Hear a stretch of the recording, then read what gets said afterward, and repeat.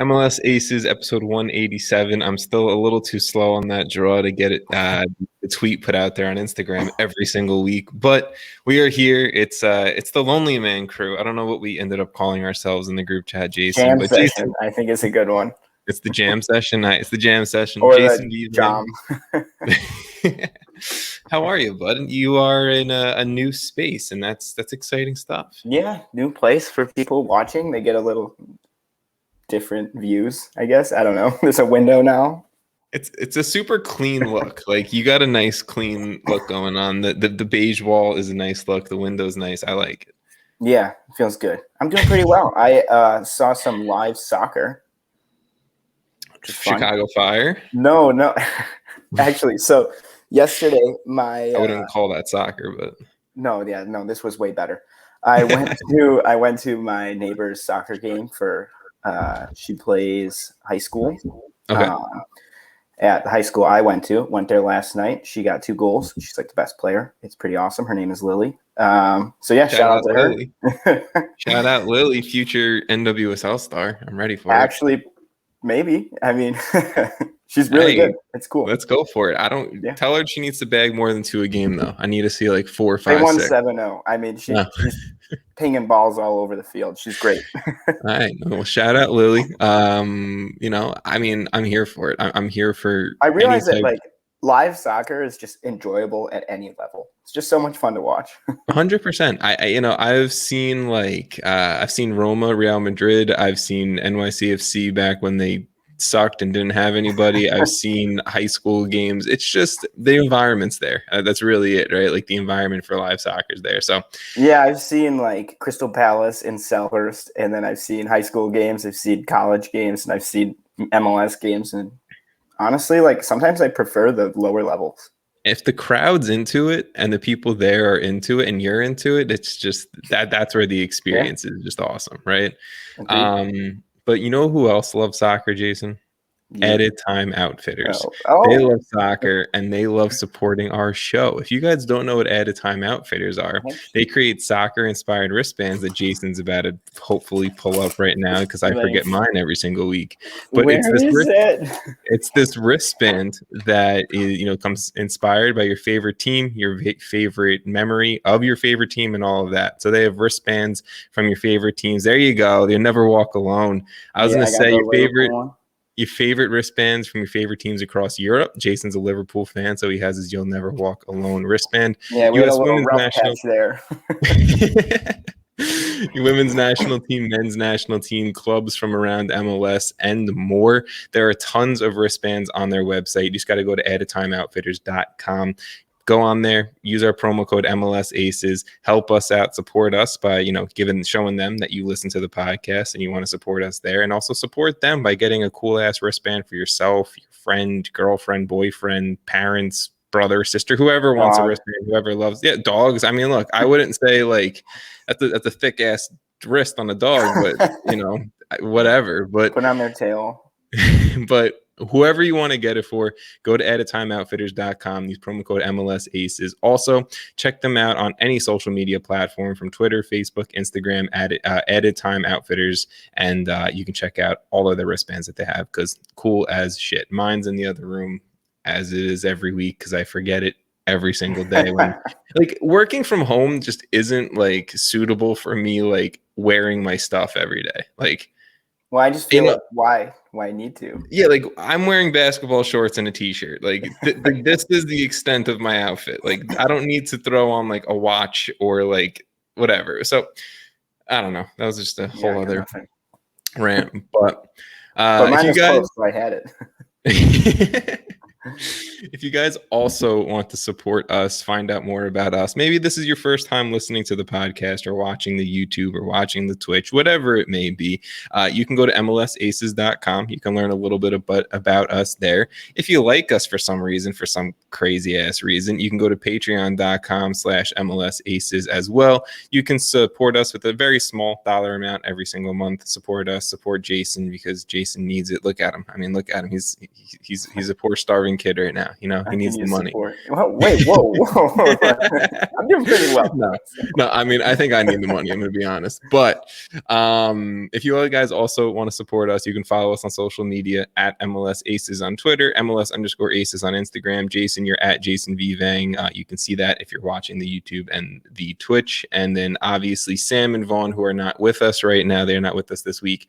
You can follow them as well. Just wherever you go pretty much and you see the MLS Aces Twitter or Instagram, you'll see everyone else's social media connects there as well. So we got a lot of soccer to talk about because there's been a lot of news this past week, and I thought last week was just going to be like a big news dump episode, and weren't going to talk about games, right? And that's what last week turned into. But this week is looking like it's going to be that as well. I do just want to quickly say we are recording about 2-ish hours before the U.S. men's national team takes on Honduras in the CONCACAF Nations League semifinal. So I'm really hoping by the time this episode comes out and you guys are seeing this and hearing this, if it's not live, that the U.S. smacked Honduras and we're on to the final, most likely against Mexico. What are we thinking? 4-0, 5-0, 6-0? I'm not getting my hopes. I'm praying for the it. last few games we've seen from any type of U.S. competition, I'll take a 1-0 win right now. That's that's really it. I guess really, what do you want to see? I guess formation wise, player wise, who do you want to see stand out? We can go for anything down that path. I think the obvious is just this midfield. Seeing a lot of these guys actually playing together is something I think many fans have been hoping for with Pulisic and the squad, Mckenzie, Adams. Adams may not be there today. That's the sad part. Musa. Yeah. Just keep going. If Gio's in the squad. There's a lot of these young guys who have been killing it. And I'm just really excited to see them actually on the field together because we know how close they are off the field. We've kind of seen bits and pieces of, how much this team is, all these players are sort of friends with each other. And I want to see what they can do together on the field because individually they all have tons of skill, but putting that together might be a little bit more difficult and they need reps at that at the very least. So this is one of those chances. Look, they're golfing together. They're skiing on the Swiss Alps. They're having a great time together right now. And now they're in Colorado, ready to take on some CONCACAF competition. I think in the first competitive U.S. men's national team match in 500 or something days. It's crazy. The last competitive USMNT match we saw was, I think, the Gold Cup loss to Mexico, if I'm not wrong there. So, well, looking forward, we have a ton coming up. Yeah, we have plenty of U.S. soccer to talk about on this podcast and more, especially all summer. Who's one player you want to see do well tonight? Just fan favorite for yourself that you want to see just kill it. I mean, Kellyn Acosta is always the guy that I want to see do amazing because I absolutely love him. Real friend to the pod right there. Real friend of the pod. He's one of my favorite players. I'm just happy he's back with the team. But realistically, I'd probably want to see Yunus Musa get a lot of time and perform really well. Players like that are more up and coming. I think Acosta's 26, 25, somewhere around there. I feel he's how a lot of these players are sort of a generation below us. He's our generation. And it's just really cool to see him doing well because there's not many that are my age out there. They call it the lost generation, Jason. Yeah, we're the lost generation of U.S. soccer. And Kellyn Acosta broke through. So every time he does well, I'm just happy. Kellyn Acosta is 25. He was born July of 95. So which is the same month as me in the same year. When's your birthday? 28. 24th. Oh, we were born 4 days apart. That's crazy when you think about it, right? Wow. Kendall Jenner was born 4 days before me. I'm that's crazy. What? I know. Acosta, let's be friends. So I mean, definitely guys who we've had on the podcast, I always root for extra hard. It's Kellyn Acosta, awesome. Zach Steffen, awesome. Mark McKenzie, I want to see him start next to John Brooks. Oh, anytime Mark McKenzie. I think that's actually, I think I said this last week. That is my preferred center back pairing. Yeah. I mean, look, I love it. I think Mark Mckenzie is fantastic. I think he's physical, but he can also play with the ball at his feet. Like, I love him as a center back. I would love to see him get the shot today next to Brooks. He's got great size for center back. Yes. And I think he's like the perfect center back that you would want. And I mean, Aaron Long, obviously, who's injured, probably would be in the start with Brooks. But I think he's at least should be our third option at center back. I mean, I like him over a lot of our other options. We have a lot of depth at center back, right? So it's really kind of coming down to who Brooks is the solidified left center back if he's healthy. It's who's going to step up and be that right center back and I think currently without injuries, Aaron Long is that guy. Yeah, 100%. Of what we talked about last week, the other intangible things that he brings to the team. Aaron Long plays so well at the USMNT level that it's insane. Like, the dude scores goals, he plays great defensive games, and it's like might be him and Sebastian Lletget might get the biggest shit for being MLS players and like USMNT starters. Like, they shouldn't be there. Like, Lletget no, like, can't watch stop them play. being good as a US player. He puts that on and he gets like superpowers. I don't even know what's going on. Exactly. I mean, that's enough USMNT talk for tonight's game. I just I hope for a win. I don't care. I hope it looks good. I hope it's clean. Yeah. And we can come out. I'm just happy this is a competitive game. Like, I want to see them come out with a competitive attitude, I guess. This isn't just like another game in the park. Like, this is a competitive game that you should really want to win, and I want to see that. For a competition that like really doesn't matter, because like the whole point of the Nations League is like you win Nations League, you qualify for the Gold Cup.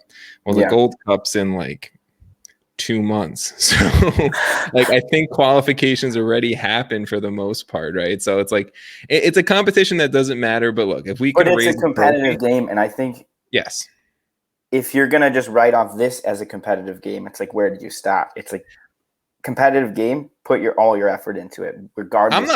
I think that's important. It's a game in front of them. It's a competition. It's a trophy. That's all that matters. The same conversation we had with the Olympics a few weeks. I feel like we've been having this conversation since the poor night many years ago. It's like, it doesn't matter what competition it is. If it's competitive, you need to be really going out there. You need to step up and you need to play. And look, these guys haven't had all the chances to be together, to your point, to play as a starting 11, to go out there and prove themselves against top competition. Yes, we just lost to Switzerland 2-1 a few days ago. Wasn't an awful loss. Like, it wasn't an awful looking loss, right? A loss is a loss, but they looked cohesive. So I'm just excited to see it. I know I just named a lot of players there. We both named a lot of players. I want to see potentially a DeAndre Yedlin coming back into the starting lineup. Maybe we get him at right back, Dest at left back. That's a lot of speed going up and down the flanks of the field. So I wouldn't hate it, but definitely want to see him at least get a look, right? Quick thing before I move on. Yeah. And I know we have a lot to get through today, but we can skip some of this shit. Some of it's junk. But what do you feel about, there's like the camp that believes, Dest is obviously a phenomenal attacking player, but he does provide some liabilities in defense. What do you feel about that in, like, I guess I don't really have a really clear-cut question here, but where do you see that going in the future? Like, I think a lot of U.S. fans think of Dest as the clear starter at one of the wingbacks. But are his liabilities on defense going to be an issue against bigger name teams? I mean, Honduras is a good team, but there's the Germanys of the world. If we make it to a World Cup, when we make it, we're going to be playing competition that is going to use that as a liability. They're going to go at that. And it's not like Yedlin and Robinson, or I'm probably missing some options, are amazing defensive players either. That's why I would like for it to be a little bit balanced, where one fullback is a little bit more defensive than the other. The whole camp, Reggie Cannon, we can name these dudes, right, who are a little bit more defensive but still get up a little bit and kind of fit the system. I'm not of the camp that Dest is this god awful defender. Me neither. I just wanted to bring it up because I've seen a lot of sort of slander. Yeah, like look, like when you watch him, you get excited when he's going down the field and he hits this ball that's unbelievable, right? Getting into the attack, like that's what you get excited watching Sergiño Dest about. But if you're watching like his moments back on defense, sure, does he get crossed up every once in a while? But what defender doesn't? You know, and another thing is his attacking ability kind of overshadows those small liabilities. It's like, sure, like you said, maybe that happens once, but what he brings to the attack also forces their own, you know, whoever's going at him, defending him, to be in some tight positions too. So if he's successful in his attack in a certain match, like it doesn't really matter, right? And guess what? I'm also like, this is maybe like a cop out of an answer. This is also maybe like a very like arrogant answer, but like the dude's a starting 18 player with Barcelona. Like I'm happy with whatever he can bring, because if the likes of the upper management at Barcelona like Dest, want Dest, he's starting games, he's coming off the bench in some, he's playing Champions League, whatever. And what he's being able to learn is just growth is exponential at that point. Exactly. And he's also less than 22 years old. Like he's still a kid. Like he's gonna grow into it, and all these people who are like hating on Dest are probably the same people that if he goes out tonight and he starts pinging balls into Sargent, like they're gonna cheer for him. You know, it's whatever. Like Sergiño Dest is one of our best 3 players on this roster, and that's it. Like he's one of our most important 3, one of our best 3, whatever you want to word it as. Well, yeah, he definitely needs to be there. I just wanted to address that because I've seen a lot of people that are like, "Oh, Dest is so bad at defense." I'm like, "Come on!" Like he's a phenomenal player. Like you said, he's playing at Barcelona consistently. As a 22-year-old, that whole sentence, 20. He's 20. I looked it up. 20. Okay. As a 20-year-old. That whole thing, a 20-year-old playing for Barcelona. It's like, yeah, he's starting on our team.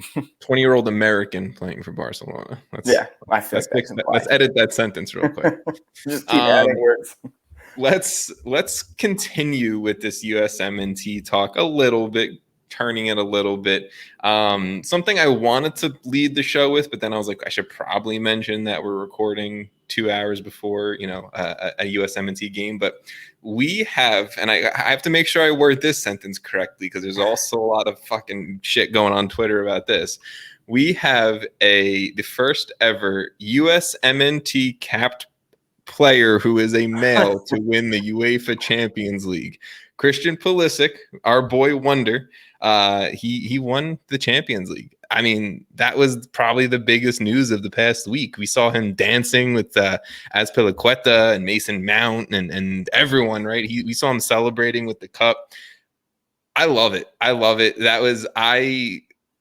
I'm standing here in my apartment over here watching the game with my girlfriend's dad, and we'll talk more about the shot that he missed, and he's breaking away. He hits that ball. I thought it's going in the back of the net. I thought my Twitter was going to crash if that like I am serious. That was absurd. U.S. Soccer would have taken down Twitter that day.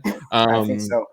But I see the ball like just roll past the line, and my body just hit the ground, and he's staring at me, and he likes soccer, but he's not like super invested in it like me. And he's like, "You good?" I'm like, "No, that hurt my heart. Like that seriously hurt my heart." I get like, okay, if he scored that, it would have been a legendary moment, right? That would have been the game sealer.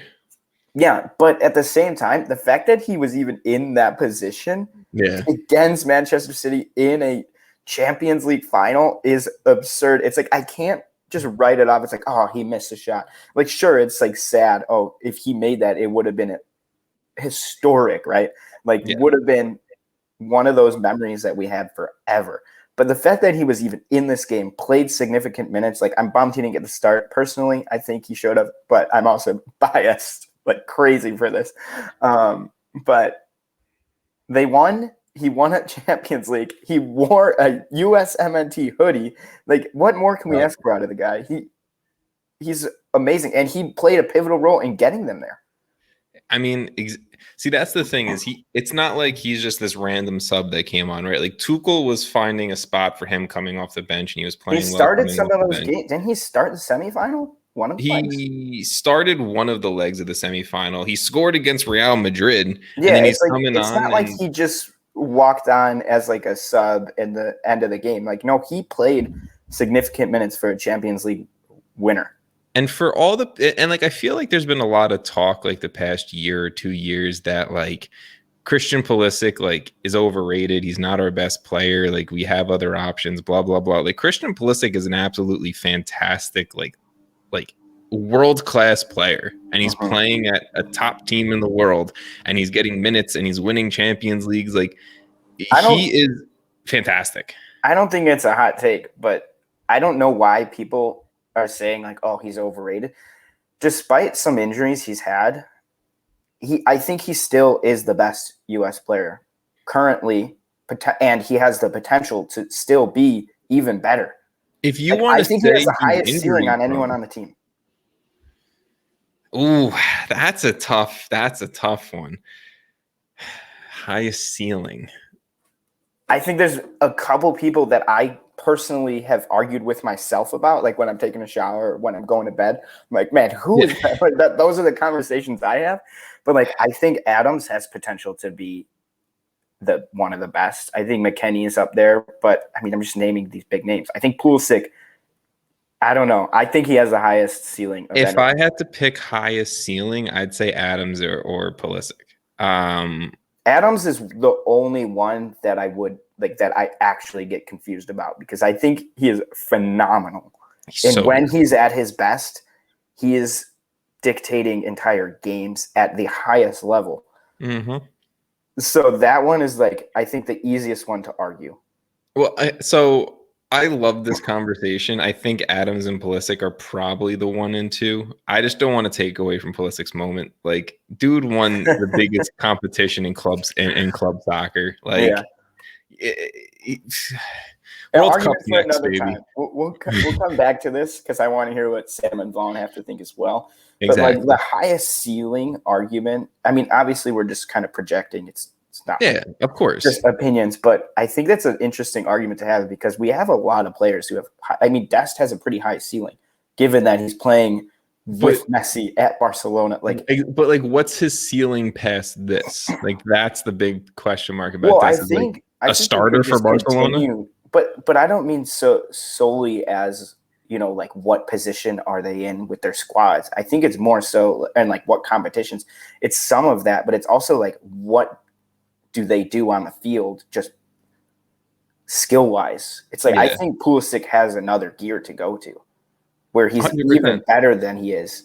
And he's already playing significant minutes for Chelsea. Like the team that, like we just talked about, they won the Champions League. So that's a pretty damn good position to be in right now. I think he's 22 now, right? I don't know. Christian Pulisic is 22. Yeah, he's turning 23 later on this year. Yeah, but I mean, a 22-year-old, I think his ceiling is very, very high. I don't even think he's hit his, you know, quote unquote prime yet. No, he's not. Well, I'm technically like what, it's like a natural mid to late 20s, right?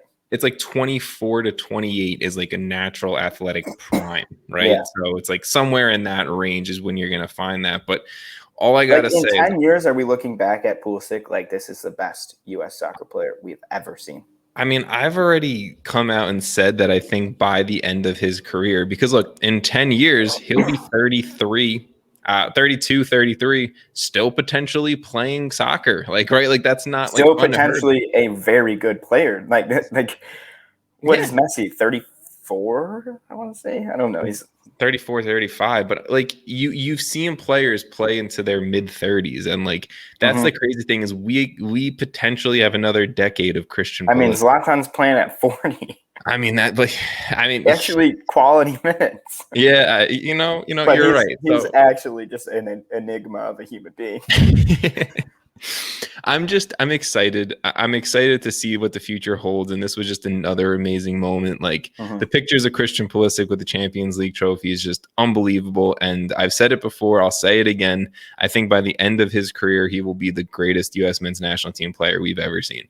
Trophy wise, accomplishment wise, probably. I mean, he's already getting close accomplishment wise. I mean, he's won the biggest trophy that any soccer. Any American has never even, any U.S. men's national team player has never played in. So, you know, I think these technicalities, like are ridiculous. I don't think those other two, major respect to those other two individuals who were apparently, one wasn't in the 18 but played on a Champions League winning team. The other never appeared for the U.S. men's national team, but came on, or he was on the bench and never played in the Champions League final.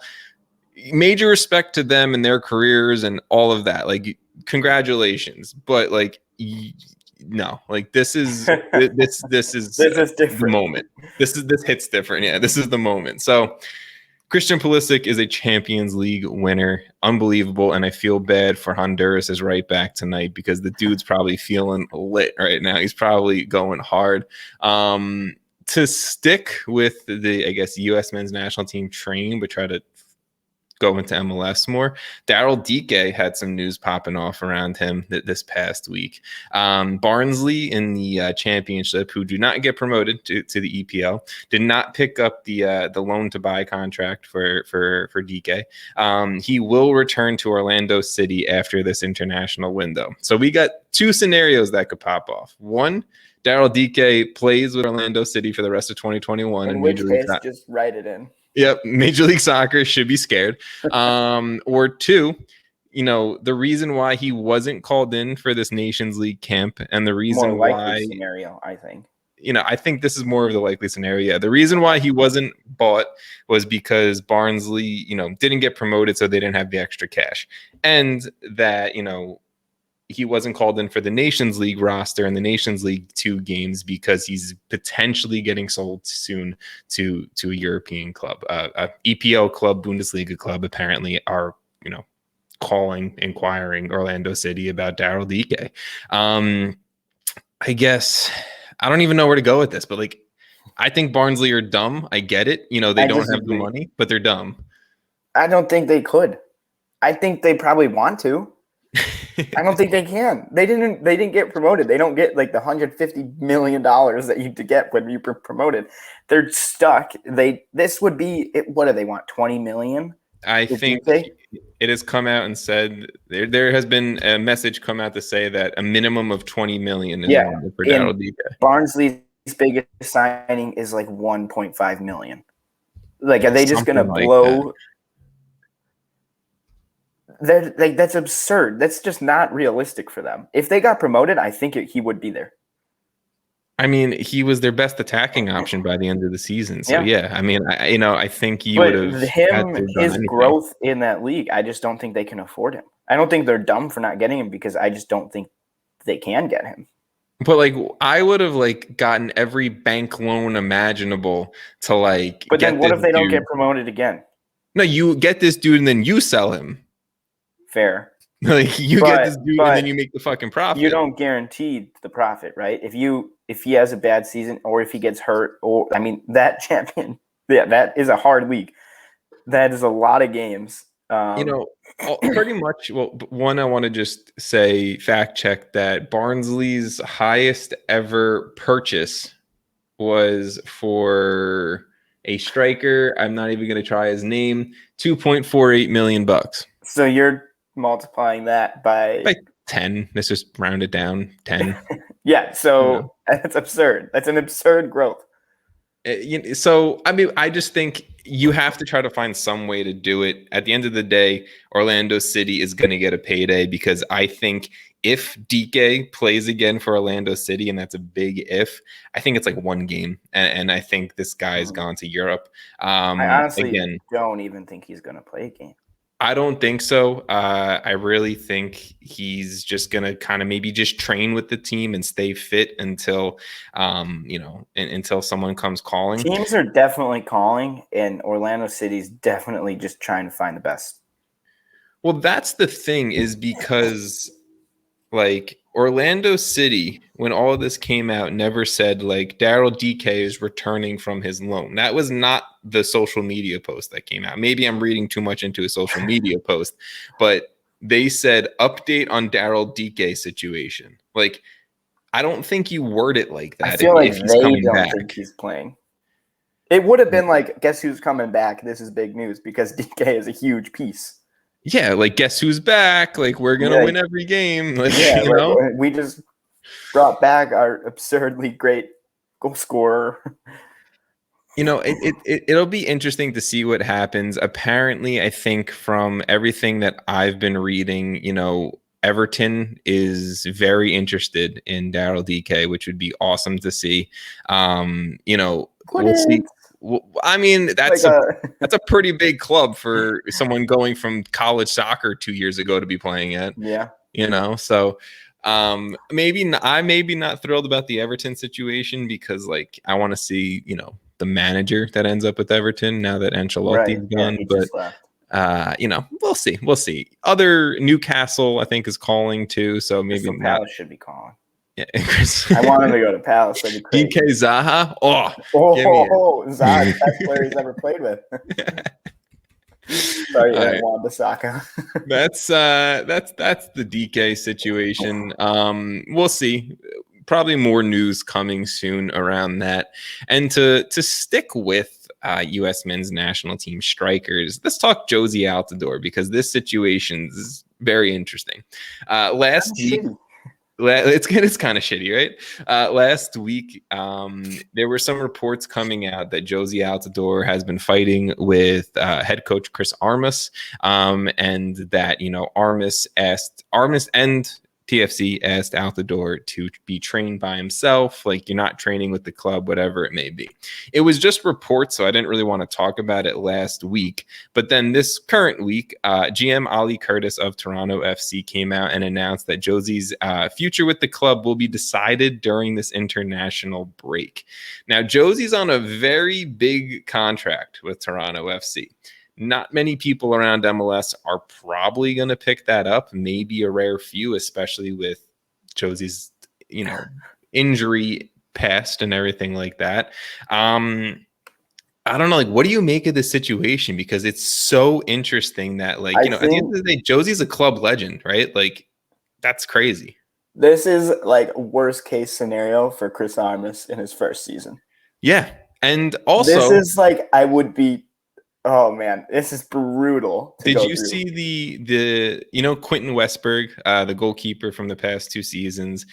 He apparently went on like some French radio show and they were asking him about like the season, and he was just like, I don't know what's going on. We went from playing like this beautiful lateral style of soccer into pressing, and I'm kind of just holding on for the end of the season.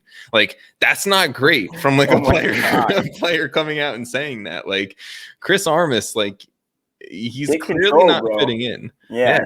And that's kind of sad because I think he's decent MLS coach. But actually, at this point, he really hasn't done anything that great, right? No, he won a supporter shield with Jesse Marsh's team, but, you know. I mean, he took over midway through. Jesse Marsh won that, in my opinion. Sure. I mean, I agree. I'm just saying that's what he's done. What did he actually change after Marsh left? He ruined the Red Bulls after Marsh left. So, did he win? You know, I just, like, apparently he's supposed to be this very motivational, like, players coach, right? Like that's not working. And it doesn't seem like he's being like that kind of opposite guy. You know, if you could kind of pick, again, I more of a realistic terms of kind of like where you would want to see Jozy end up, because Jozy still has playing time left in his legs. I mean, look, like, we can use it. The Beric Altidore combo up top. Just play with the two men up top. I mean, that's it. Like, maybe we can finish one of our chances. I put up an Instagram post about this, and like, I was getting a lot of people, some very rude answers that I deleted that were just out of line.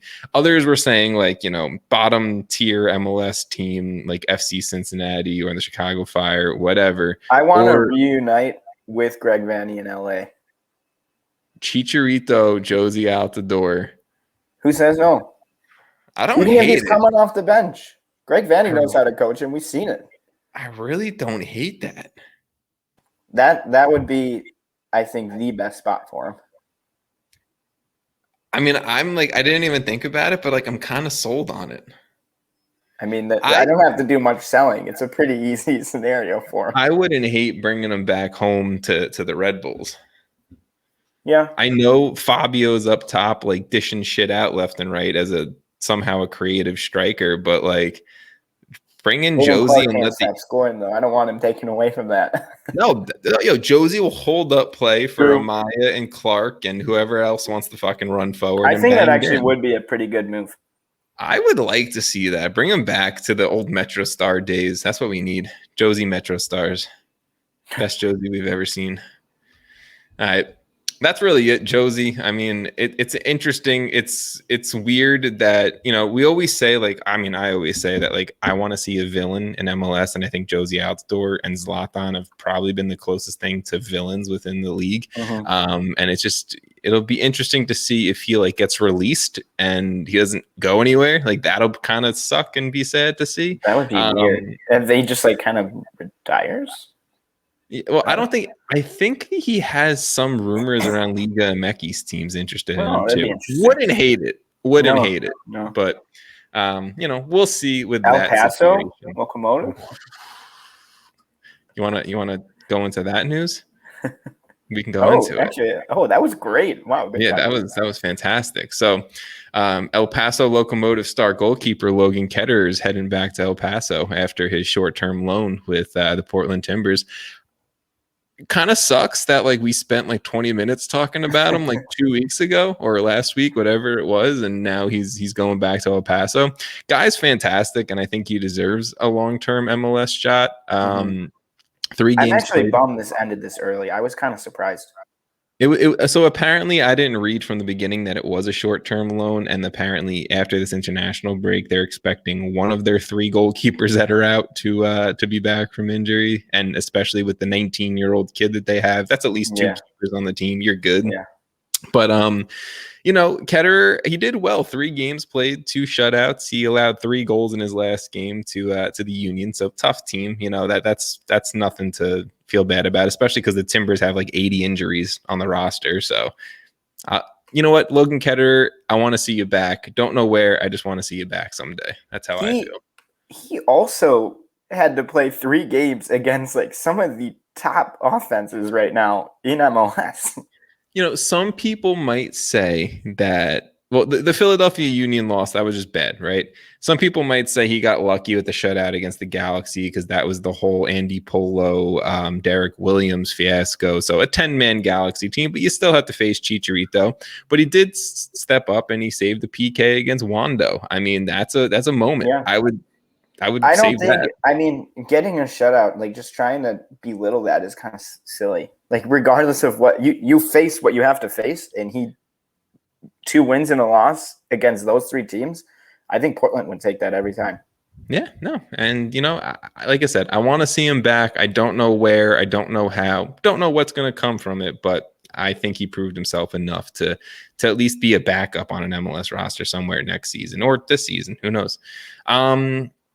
Let's continue down this whole rabbit hole of MLS news and Inter Miami. I think that's probably a big one we should touch on next. MLS, they announced their penalties to Inter Miami following the investigation into the club's for potential, not potential anymore. It was an actual, in 2020 season, 4 DPs on the roster, which is a no-no. David Beckham still twisting rules as an owner, right? So the league did find that they did, in fact, have 4 DPs on the roster after the signing of Blas Matuidi halfway through the season. Inter Miami as a club was fined $2 million. Owner Jorge Mas was fined $250,000. At the general manager and technical director at the time, he was Paul McDonough.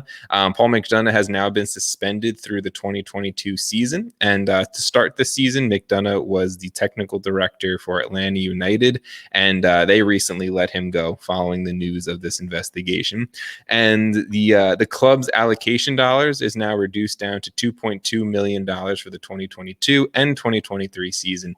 And apparently there's also maybe a little bit more of this investigation going on because MLSsoccer.com's Tom Bogert found that the league might have found a potential fifth DP on the roster with center back Andres Reyes potentially maybe being over that salary mark. So Inter Miami, potentially 5 DPs on the roster, still lost in the first round of the playoffs. That's not great. That's not great. Poor Pellegrini get lost in the sauce here. It's just Pellegrini, I think he's going back down to Argentina this summer and just let him enjoy. Let him go back down and just ball out there. He got maybe the worst end of all of this stick, but yeah. I mean, like, how have we not had this issue pop up before? Where like I think people read the rules and follow them. But like, there has to be some owner or some group of ownership that's been like, you know what? Let's try to sneak a 4th DP on this roster and do it. And if we win the cup, we win the cup. But like, Inter Miami is like, we're gonna sneak 5 on. I'd be curious make the playoffs if this is like, if they do find that this is like a legit 5th DP and they did win the cup, what happens?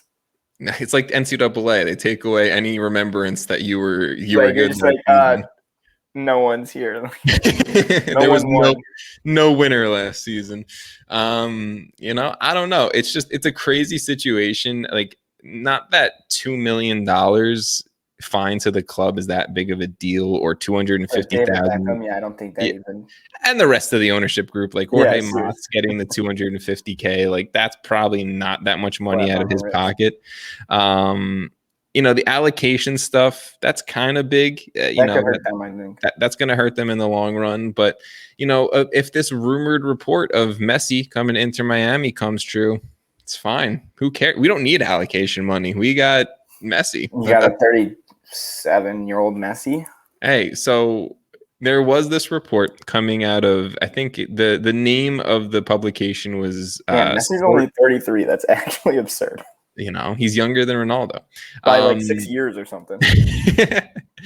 A report came out of sport.es, which I'm assuming is like sport.España or something like that, that there is a close deal between Messi and Barcelona for a new 10-year deal. This 10-year deal would include 2 more years at Barcelona, then following that 2 years at Inter Miami, and then following that 6 years as this undefined role off the field. So definitely not playing after, 4 seasons more. But Messi coming to Inter Miami in what would be 2024, I'm pumped for it. David Beckham's club led by Lionel Messi going on and just. I want to see this actually be official before I comment, because if you think this is legit. No, we get There's a Messi. So many rumors about. We get Messi. A Messi rumor every 4 years. Apparently, he was going to sign with Man City and then play for NYCFC for 3 years this offseason. Remember that? So I just always like bringing it up. Like, he's still so good. Why come over to the U.S. this early? I mean, there's a lot of marketability and stuff here, which I could understand, but I don't know, man. That's what it would have to be, right? Is like you're setting yourself up to have a home in the States and enjoy, people know who you are here. TV and ad money, commercials. Exactly. That's it. That's it.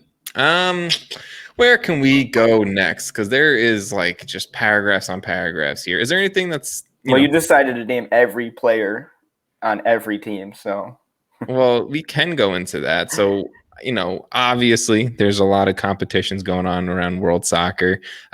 We talked about CONCACAF Nations League before. You got CONCACAF World Cup qualifying, CONMEBOL World Cup qualifying. You got the Euros starting soon. There's the Asian Federation World Cup qualifying going on as well. I could not find any list of MLS players or US soccer players playing in, the Asian World Cup qualifying. I searched hard. I've Googled everything. I went on Twitter. I asked for Twitter help. I got nothing. So I know there are some, especially some USL players off the top of my head that are playing in the Asian World Cup qualifying going on right now, but not going to talk about it that much. Australia's in it. Brad Smith's there.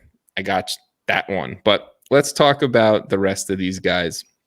I'm not going to start reading off lists of players and countries and names. This is mainly a list for reference for Jason and I. But who like was maybe a surprising pick for you? Who are you excited to see get some international play? Because there were, while you're thinking, there were 16 players called up for CONMEBOL World Cup qualifying, 15 players called up for CONCACAF Nations League, 22 players called up for CONCACAF World Cup qualifiers, and 7 players called in for the Euros. There's a lot of MLS talent playing international soccer, you know, in somewhat recent, close time. Like, there's a lot out there. It's fun. I mean, personally, I think as like a big picture, I think I counted close to 60 players total, if I added correctly. Yeah. Plus, I mean, the ones that we didn't even find. But out of like a player pool of probably, I don't know, 300, 400 players, that's pretty good. I think, especially to see some of these guys at the Euros, personally for me, Frankowski, because he's a fire player, I want to see him do well, and I think it's cool that he's playing for Poland at the Euros. You want to see him ping a ball to Lewandowski? That would be pretty damn cool. He's like, hey, Lewandowski, when you're done scoring 50 goals over there in Europe, you should just come for the Fire and score 80. Like, that's it. But it's kind of wild to me how much this has grown, and we're seeing this many names. Yeah. And I think that's the biggest takeaway. It's like there's this many players going to these world competitions in some pretty big regions. There's a lot of talking points here that like I'm just excited to see, and I don't know why, to be completely honest. Like Venezuela is stacked with MLS talent. You got Josef Martinez, you kept typing and I was like, what? Like we have the Venezuelan national team, like Christian Caceres, El Brujo, Junior Moreno. Like they were playing today. We had like 4 MLS players on the starting 11 for Venezuela. That seems actually pretty damn good. That's very good, right? Yeah. Like I was loving that. I don't want to talk too much about like, Nations League. We kind of touched on that. Obviously, like Canada, where we have like every Canadian imaginable, like pretty much playing within MLS. So that's not too surprising. I did want to give some shout outs to Zarik Valentin, who has been eligible for the Puerto Rican national team for like years now, but never got the call up. He recently got the call up by Dave Sarakin, who is the manager for the Puerto Rican national team, which just tying U.S. soccer in left and right here. But probably their biggest name player is Zarik Valentin. So I just want to give him some love because that's sick. Like, I love that. Eric Zavaleta for El Salvador. I think I broke this news, and I want to tell you why. So about a year ago on this podcast, I had Eric on the podcast talking about TFC. I think his friend of the pod. He is a friend of the pod. I think his uncle is Greg Vanny, all this stuff, right? So like we're talking about that stuff.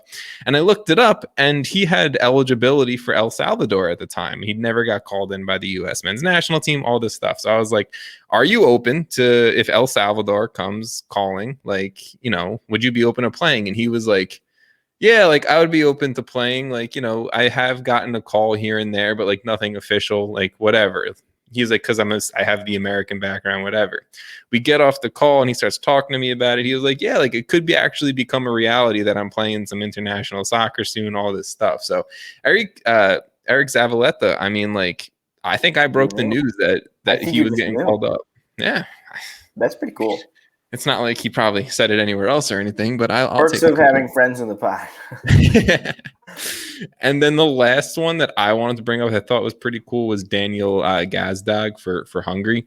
Obviously, the Union just recently signed him, and I think when they made the signing, he also got like Hungarian Player of the Year or something like that. So hopefully he can kind of show out for them and then come back to the Union form and fit and start killing it for them, so we can get a Union deep CCL run here. So just some players, some points I feel like I wish I looked back at last Euros to see how many MLS players were there, because I think it's pretty damn cool. There's 7. Yeah. Like at the Euros. I think I saw something when I was looking it up that in 2016 there was 3. So that's pretty big growth when you that's pretty good growth. I like seeing some of these dudes who like play in MLS and maybe have like European backgrounds and like come here and like they have eligibility to play for like other countries within CONCACAF, and they do it. Like Eloy Room grew up in the Netherlands. Like he's Dutch through and through, but obviously due to the past history between the Netherlands and Curacao, like he's eligible for the Kraken. I don't know if that was correct. National team. I feel like you're probably that sounded good, right? You're on the right track. Eloy Room, you maybe should have looked up. Curacao. Curaçaoian. How would I even know? What are they called? You would Google someone from Curacao is called Kraken. Kraken. Curaçaoan. Curaçaoan. What did you say? I said Kraken. I don't know what I said anymore. You were kind of like you said the word, but you put a hard C. Yeah. With a little line underneath. Gotcha. So like Eloy Room, cool example of that. Kelvin Leerdam, I think he's Dutch as well, but he had eligibility for Suriname. So that was cool. Every time I see that, I read surname and I'm like, oh God, why am I this way? And then obviously friend of the pod, Derek Etienne Jr., the Haitian Messi. Hopefully he can lead Haiti to. If he can lead Haiti to a World Cup, that'd be sick. But that would be awesome. They finished third or fourth in the Gold Cup 2 years ago, 2019 or whatever it was, 2019. Haiti's a good team, so watch out for Haiti. But that's enough. We won't dive too much deeper into this. Just know MLS players are out there, and if whatever you're watching, whether it's the Asian World Cup qualifying, whether it's CONCACAF, CONMEBOL, Euros, like we're out here, and you're gonna see an MLS player doing something, starting somewhere. So definitely just stay tuned to that.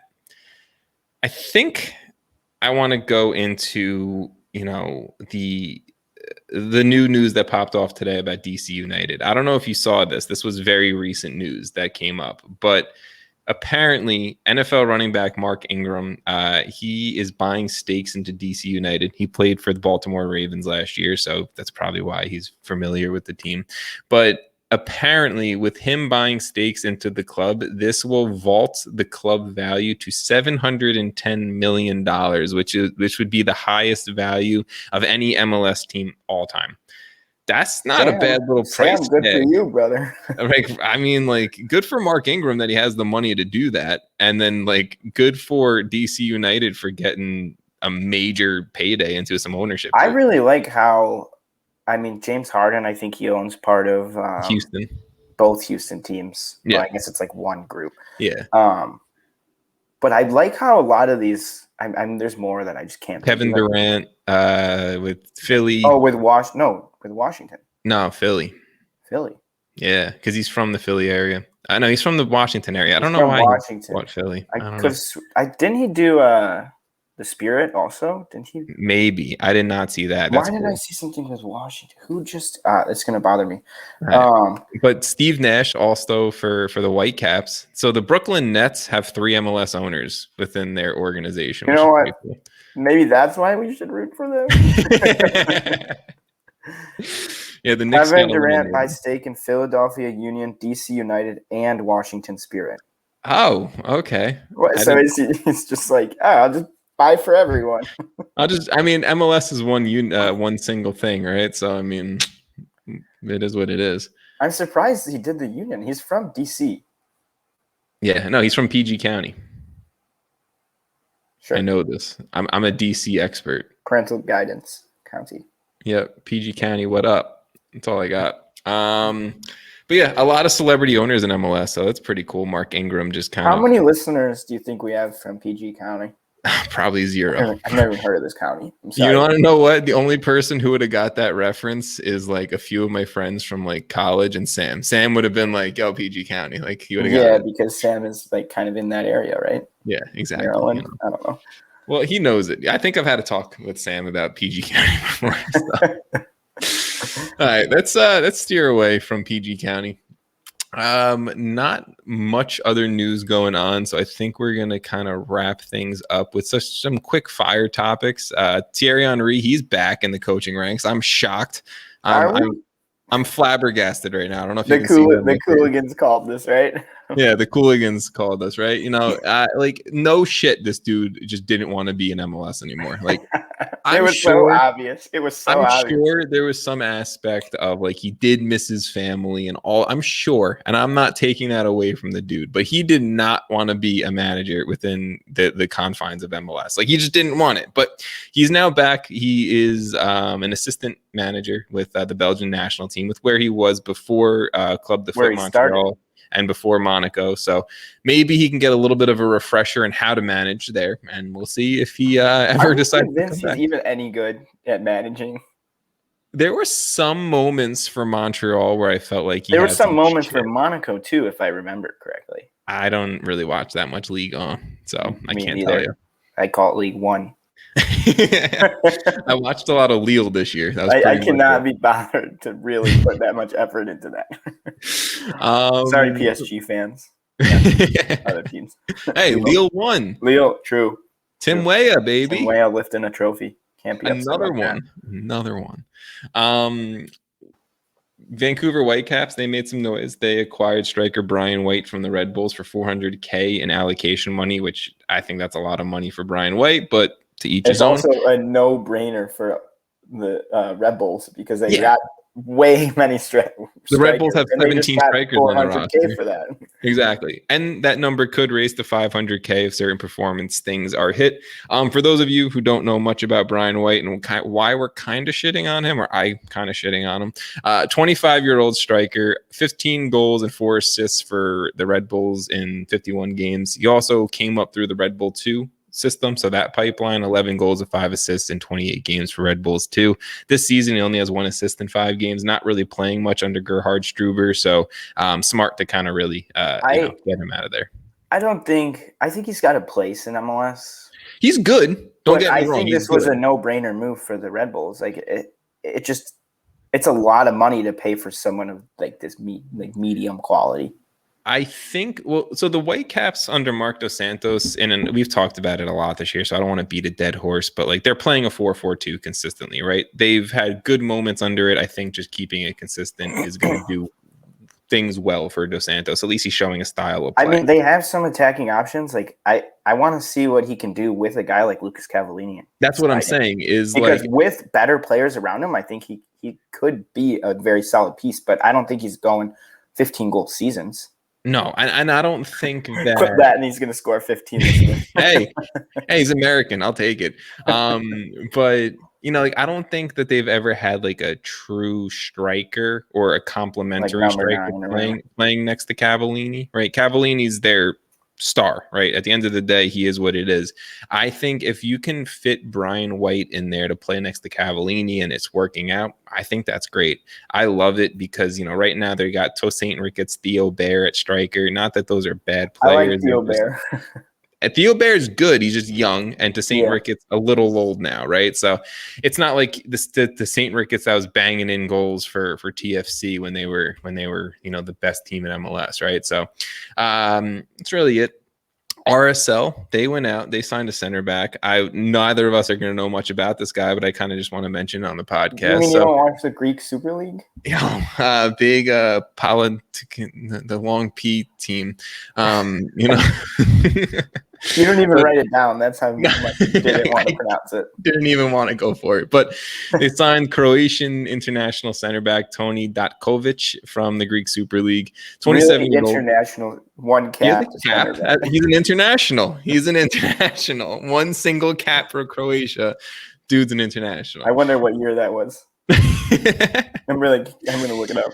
He's played in the Slavic First Division, obviously the Croatian First Division, the Croatian Second Division, the Spanish Second Division, and obviously the Greek Super League, so the Greek First Division. Over 230 games at 27 years old, not too shabby. I think if he turns out to be anything, I know that RSL's having to replace Anonwa from last year, he's probably their best defender. So maybe they can have him, Datkovic, come in and play next to I'm blanking on his name, center back Justin Glad. Maybe they can have Datkovic come in and play next to Justin Glad, and they're building a decent back line. It looks like it was in 2017. All right, so not too long ago. Not too long ago. Maybe they're seeing what they had before the World Cup. The last thing that I want to mention, and mainly because it's not funny to the people it happened to, but I think it's funny. It's funny to the people reading about it. I think I'm a piece of shit for thinking it's funny, but it's fine. But in USL League One, the third division, there is something else I want to talk about really quick after this. But in USL League One, the third division of US soccer, there's a team called Union Omaha. So Union Omaha defender Abdul Osumanu, fantastic logo. He has been indicted on federal charges for a pair of internet romance scams, which is alleged that he and another defendant got over $200,000. First of all, not that much money for you must not be that good looking guy. So just want to say that one. I mean, there's only two, so we got at least like an average of $100K from each person. I think that's pretty good haul. I think I could get over $100K. I'm just saying. You're a good looking guy. So the charges against Usumanu and the co-defendant that I'm not gonna throw this guy's name around either, but apparently they include 2 counts of mail fraud, 2 counts of wire fraud, 1 count of conspiracy to commit money laundering, and 1 count of receipt of stolen money. This is the shit going on in lower divisions of U.S. soccer, and I think it's hilarious to me. I think this story breaking in a lower division U.S. soccer is just kind of like, what? What is this happening? Is also like how little we're probably paying U.S. soccer players in the third division. So it's just awesome. It's kind of like a depressing look on it. But, all right. I don't think it's that funny anymore. Like, shit, he had to do this? Shit, guy. Like, get it, work somewhere else, bro. Like, you don't have to be a professional soccer player. I think Chick-fil-A is like hiring more at this time right now. Probably making more money.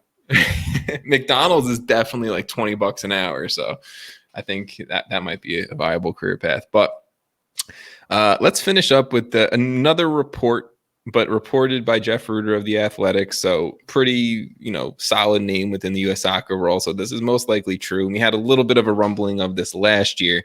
But MLS, apparently, according to Ruder and The Athletic, dropped some hints about a new Division III league. Again, we had a little bit of this last year. I think COVID might have delayed it. But this new D3 league would join in with USL League One that we were just talking about, and also with NISA, who are both sanctioned Division III leagues. So MLS trying to get into the lower league soccer game in the United States. Apparently, this league is going to consist of MLS 2 teams. Not all of the MLS 2 teams from USL right away. Apparently, the MLS 2 teams will be playing in USL in 2022 when this league is reported to come out. But then after that, we'll be joining this new Division III league. There will also be independent teams joining this league, which is the interesting piece, because there's not going to be any current independent teams. It is going to be new independent teams, which is just throwing probably 15 more soccer clubs in Chattanooga and Tampa Bay and Sacramento and all these other random cities. So how do you feel about MLS trying to get into the lower league game here? Are they scared? I think they might be. Honestly, that was my first thought. I think they might be scared. Like USL is like throwing in like new clubs and they're growing like crazy. I think MLS is like, oh shit, we got to start making some moves. I think they have to be like, okay, USL is clearly setting up for promotion relegation. Clearly, like they're. Well, I think even when they rebranded and had their like 3 leagues and everything, I'm pretty sure they said something about this is what we'd want to do in the future. Yes, I could be wrong, but I'm pretty sure they said something about Pro Rel. The head, it wasn't exactly at that point, but it came out shortly after, because obviously that led to people asking questions. They're building the infrastructure for it. The head of USL said that like promotion relegation isn't too far off between our second and our third division of USL Championship, USL League One. Apparently, I've heard some rumblings that USL might try to start a USL 1, which would be fighting for Division 1 sanctioning in U.S. soccer. But having would that just be rebranding the championship, or it is going to be a new league that would be 1 championship, 2, 3. No, 1 championship, League 1, and then the rest aren't professional leagues. So they would have 3 professional leagues at that point. Well, from what I've been seeing, they're going to take like 10 or 12 of their top market teams in the championship, push them to this new top flight. So there's a USL 1 and a USL League 1 with a USL championship in between. I think we need another rebrand. So that's just for conversation's sake, call it the USL Premier League. Let's just call it that, right? Yeah. So that's actually a great way to put it. there would be this new USL Premier League where the top 10 to 12 clubs from USL would go play in if they got Division 1 sanctioning, right? Then they would have already the structured set up USL Championship, which is currently Division 2 in US Soccer. There's a lot of teams in that, right? There's like 30 or fucking 30 something teams in it. It's ridiculous. And then there would be the USL League 1 that is also already current structured set up Division 3 in US Soccer. Mm-hmm. So USL might have just been sneaking along the back, like creating this soccer system in the US that, you know, the hippie soccer fan in US Soccer wants to see, right? The promotion relegation, the fuck MLS because it isn't true soccer, all that stuff. So I'm excited to see what's going to come of this over the next year or two. I think it's pretty interesting. I mean, obviously there's a huge barrier of entry in MLS as a team, because you have to pay some $500 million. I think it's even growing. Well, DC United now $710 million apparently. Well, you have to pay to become a team though, and it just keeps increasing. And what owner is going to pay $1 billion to be a team, and then you're actually now not even in MLS anymore? Exactly. So there is that barrier of entry that they kind of put on themselves in some ways. It'll be interesting because I really feel like if USL does make this move, right, and let's say they create this USL and they pull it off, League, and they pull it off, they get the sanctioning, all of that. Puts a lot of pressure on MLS. MLS is going to have to respond in some way. Mm-hmm. I don't know how, but they're going to have to. They're going to have to do it. Which also throws off everything with CONCACAF too. Where does this new USL Premier League go for like Leagues Cup and for CCL and all this shit, right? Like there's a lot to break down, and obviously this is only rumblings. This is only reports coming. I'd say years off. Well, apparently this league is going to start in 2022. This year off. This MLS D3 league is going to start in 2022, which if it happens, I think could piss USL off, and we'll see some fighting. More fighting in US Soccer, isn't it the best? I mean, it promotes whatever comes out of it. Maybe it's a little dirty, but whatever comes out of it might be the best option. Maybe all the leagues just melt together, and we just become England's system. And we get 5 divisions of soccer, and it's promotion. No, it's never going to happen. It's never going to happen. But no, too much money. One can dream, right? Too many companies involved. That's all I got this episode, Jason. Anything you want to finish up with? Yeah. So congrats to NYCFC, 10 men beating LAFC this past weekend. Good for Tom's team. Congrats to Vaughn and SKC for winning, and Busio getting a nice free kick. Gotta say, the guy's like 19. And DC United and Paul Arriola coming back. I didn't miss any teams to talk about on MLSAces Podcast. Okay, but yeah, Arriola banging in goals, just contributing immediately. So props to the 3 MLSAces teams this past weekend. They were phenomenal. Every MLSAces co-host team won this week, right? Yeah. Right? Yeah. Okay. Well, shout out Chicago Fire. And no, who are they? Shout out you guys for listening to Jason and I have a little Shout out to Fire for putting up 19 shots and 0 goals to show for it. That's impressive. That's some Football Manager type shit right there. I love it. That would make me throw my computer out the window. Thank you guys for listening. This was a fun one, Jason. I like when you and I can do a little jam session. A nice little jam session. If you guys want to support us, follow us on wherever you want to follow us on social media. Go back to the start and listen to them, read them again. Listen to it again. After you listen to the podcast, hop on YouTube and search MLS Aces, then go on there and watch. And then Twitch right after. But no, seriously, follow us wherever you guys want to follow us. YouTube, Twitch. You can listen to us on any podcast platform. Again, MLSAces.com. MLSAces.com to learn more about us, read some blogs. We got, I think, 2 to 3 blogs going up weekly, which is awesome. But that's really it. Thank you guys for listening, and peace.